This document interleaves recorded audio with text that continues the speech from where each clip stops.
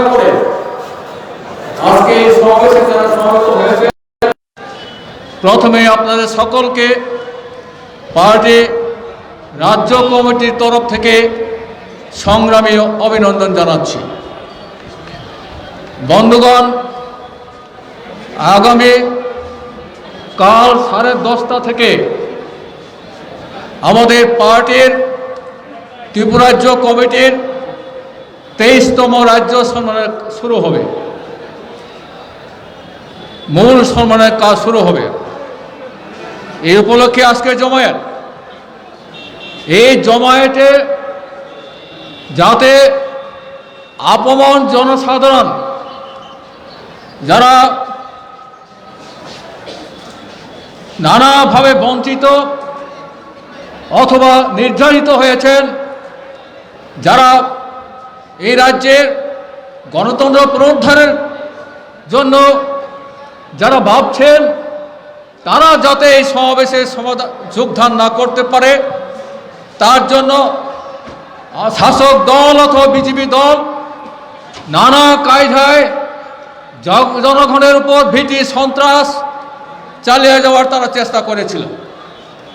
কিন্তু আজকে এই ধরনের সন্ত্রাস বড় আজকে কিন্তু এই জমায়েত আজকে হয়েছে। এটা বুঝতে হবে মানুষের মনে কত ক্ষোভ, মানুষের অঙ্গীকার যত কঠিন আক্রমণে আসুক না কেন, যদি জীবন দিতে হইতে দেব, এই ভাবনা থেকেই আজকে সমস্ত বাধা উপেক্ষা করে মানুষ আজকে জমায়েতে সামিল হয়েছে।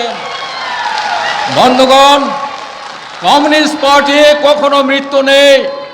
সারা বিশ্বের কমিউনিস্ট পার্টি তার রক্তের পতাকা ঝোল ঝোল করে সারা পৃথিবী উঠছে, খুন করে অত্যাচার করে তাদেরকে সন্ত্রাসের মধ্যে নামিয়ে সন্ত্রাস চালিয়ে কমিউনিস্ট পার্টির শক্তিকে রোখা যায় না। আজকে এটাই প্রমাণ। গত 4.5 বছর ধরে এই রাজ্যে জোট সরকার ক্ষমতায় আছে, যে সন্ত্রাস করে রাজ্যেরকে গণতন্ত্র হত্যা করেছে, ভারতবর্ষে পৃথিবীতে এইরকম দলের ঘটনা নেই। গণতন্ত্র হত্যা, এ রাজ্যে গণতন্ত্র নেই। ওরা বড় বড় গণতন্ত্রের কথা বলে। গণতন্ত্র মানে একদলীয় শাসনের ব্যবস্থা, এটাকেই তারা গণতন্ত্র। স্বৈরতান্ত্রিক আধা ফ্যাসিস্ট তন্ত্রকে তারা গণতন্ত্র বলে।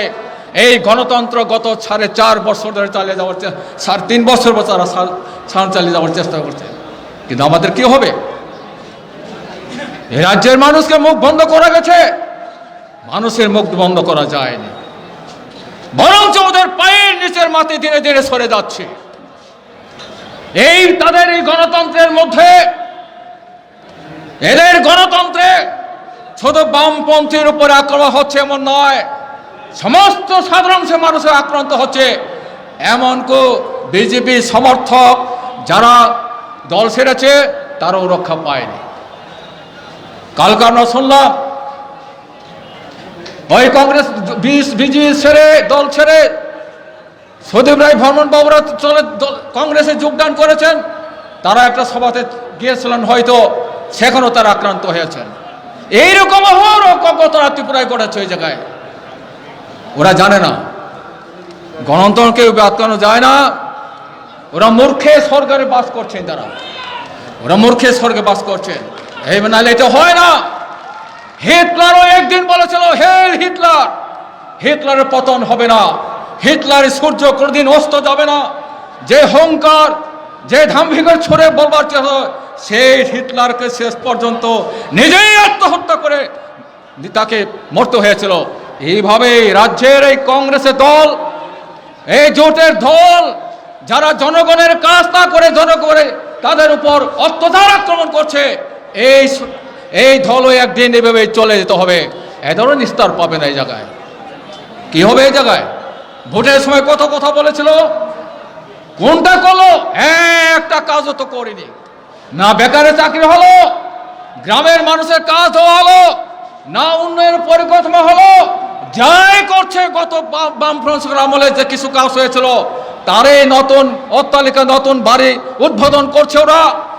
এই কাজে এই 3.5 বছরের কাজ তারা করে কোলাতে পারছে না। এই জায়গার মধ্যে নতুন কাজ করবে কোথায়? কোনো কাজ নেই এই জায়গায়। মুখে বড় বড় কথা বলে, প্রতিশ্রুত কথা বলে, একটা কাজ ওরা করেনি।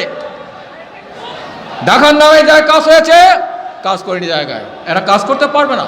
কাজের জন্য ওরা ক্ষমতা আসেনি, কাজের জন্য ক্ষমতা। এখন তো লুটপাটের আখড়ায় পরিণত করেছে। লুটপাটের করেছে বলে পত্রিকায় উঠছে প্রতিদিন প্রতিনিয়ত। করা তো হচ্ছে এই জায়গায়। তো এই দল এর বাইরে কিছু করবে মানুষের জন্য, এটা মনে করার কারণে। কাজে বন্ধুগণ, ভয়ের কোনো কারণ নেই। এইটাই শেষ কথা না, সন্ত্রাসী শেষ কথা বলে না, জনগণ বলবে শেষ কথা। আগামী সংগ্রামের জন্য, আপনাদের লড়াইয়ের জন্য তৈরি হন। বুকে রক্ত দিয়ে গণতন্ত্র পুনরুদ্ধার করব এবং ত্রিপুরায় গরিব অংশের মানুষের জন্য নতুন আবার বামফ্রন্ট সরকার আমরা ক্ষমতায় আনবো। এই অঙ্গীকার নিয়ে আজকের সমাবেশ থেকে আমাদের চলে যেতে হবে।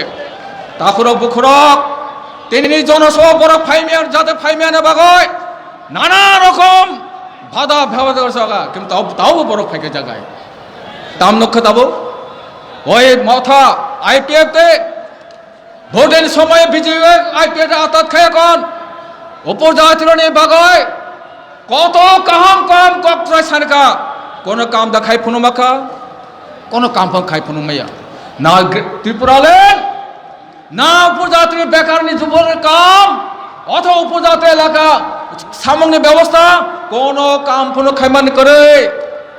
আবার বাগায় আইপিএফ শেষ পর্যন্ত চাপ বরং নেই, চাপ একলাই এখন বরং জন বিচ্ছিন্ন থাকা জায়গা, তাও বরং শক্তি সে জায়গায় করে খা, তাও কোথাও দল ফাইকা গ্রেটার ত্রিপুরালেন। অদ্ভুত কাণ্ড। এক ত্রিপুরালেন সে কোন খাই মিলিয়া, তখন গ্রেটার ত্রিপুরালেন সে খাই নাই আবু কক জায়গা।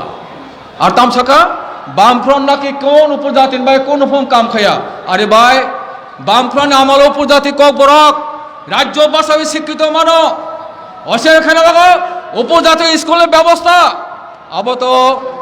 আবো তো আইপিএফ মথা তো তাও কোন খাই ফুনমাই। এখন এই মথা গত নির্বাচন এডিসি ক্ষমতা রক্ষা পরে 7-8 মাস সময় বহু কাম খাই মাখা একটা কোন কাম খাই খাইয়া আবার কাম খাইনে বাগাই উপজাতি মেয়েকে উপজাতি দরদি বরক আগে দুঃখা আগেও আমরা দেখেছি।